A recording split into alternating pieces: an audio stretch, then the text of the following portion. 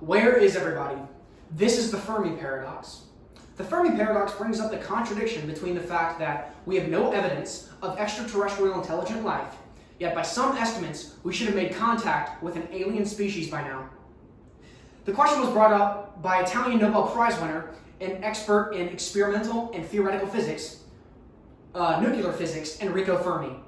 According to Eric M. Jones, former researcher at Los Alamos National Laboratory, he brought this question up during a casual conversation over lunch to a few of his colleagues. It's doubtful that he knew the Fermi paradox, as it would be later known, would live on in such infamy. While interesting, it doesn't even scratch the surface of his prolific body of work.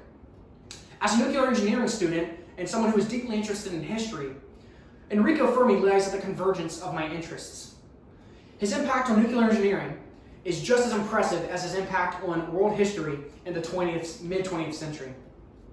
He's responsible for the creation of the first nuclear reactor, and played an important role in the debate over the creation of the first thermonuclear device, making him one of the most important people in American history. This juxtapositions with his previous occupation as a researcher under the fascist ruler Benito Mussolini.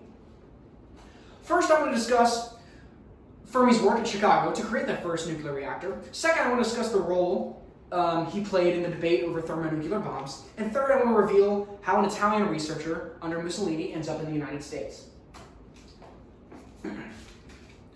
Fermi's construction of the first reactor helped pave the way for the Manhattan Project to create the first atom bomb. Right after immigrating from Italy, he successfully implemented his design. According to Eugene H. Cohn, public relations director at the American Institute of Physics, Fermi was known for attacking very difficult and complex problems and coming up with very simple and elegant solutions. In short, he was good at using Occam's razor. The Chicago Pile 1, the name of the first nuclear reactor, was no exception. According to Amit Roy at the Tata Institute of Fundamental Research, CP1 contained the fingerprints of a Fermi design, such as simplicity of conception, meticulous attention to detail, and directness of approach to the problem at hand. CP1 would lay the foundation for Fermi's research at Los Alamos. He discovered plutonium had a high rate of spontaneous fission, which made it perfect for the atom bomb, according to Roy. Also according to Roy, Fermi would be tasked with the production of plutonium using one of his nuclear reactors for the Manhattan Project. Unlike many of his colleagues at the Manhattan Project, Fermi did not feel any guilt towards his creation of the fission bomb. In fact, he was in support of it. This cannot be said for the fusion bomb, however. Fermi played an important role in the debate over the construction of the hydrogen bomb. As early as 1941, he proposed that it might be possible to heat deuterium using a fission bomb to a high enough temperature to cause a fusion reaction to happen. According to Frank Hippel, an American physicist and professor at Princeton. The hydrogen bomb works by taking a fission bomb, such as the one dropped on Hiroshima, and combining it with a deuterium core, represented by this yellow rectangle. The fission bomb sets off the deuterium core, releasing much more energy. As you can see, the first hydrogen bomb released 500 times much more energy than the bomb dropped on Hiroshima. Fermi thought the H bomb should not be pursued because it provides an almost limitless yield. This is because it is an easily expandable design.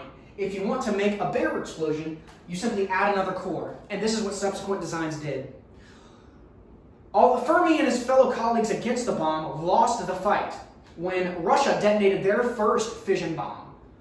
After the detonation of Russia's first fission bomb, the United States decided to go ahead with the creation of a fusion bomb.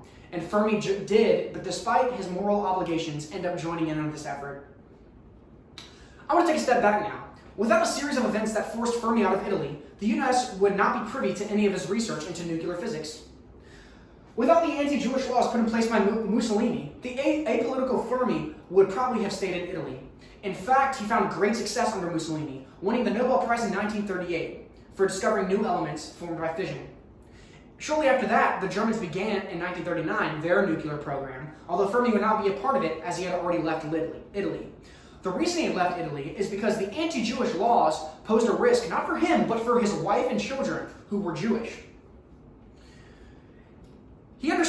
the grave danger that his family was going to be in, although the travel restrictions placed on Jews prevented him from fleeing with them to the United States.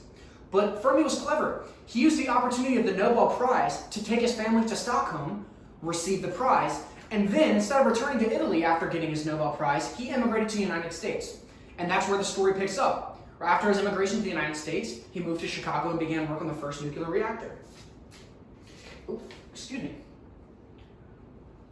In conclusion, it is clear how pivotal Fermi's role in the development of nukes was for the United States' national security during the World War II and the Cold War. Fascism indirectly assisted the United States' acquisition of a nuclear bomb, which is interesting. Even though his career was cut short by cancer, it's very impressive. He won the Nobel Prize. Fermi won the Nobel Prize, produced the first nuclear reactor, created the first atom bomb, hydrogen bomb, and all of this after escaping fascism. I want to close with a quote from Fermi himself that actually provides an answer to the Fermi paradox. This quote is in relation to hydrogen bombs. The fact that no limits exist to the destructiveness of this weapon makes its very existence and knowledge of its construction a danger to humanity. It's easy to see how if a hydrogen bomb is a danger to humanity, it could be a danger to other interstellar species. Thank you. Oh.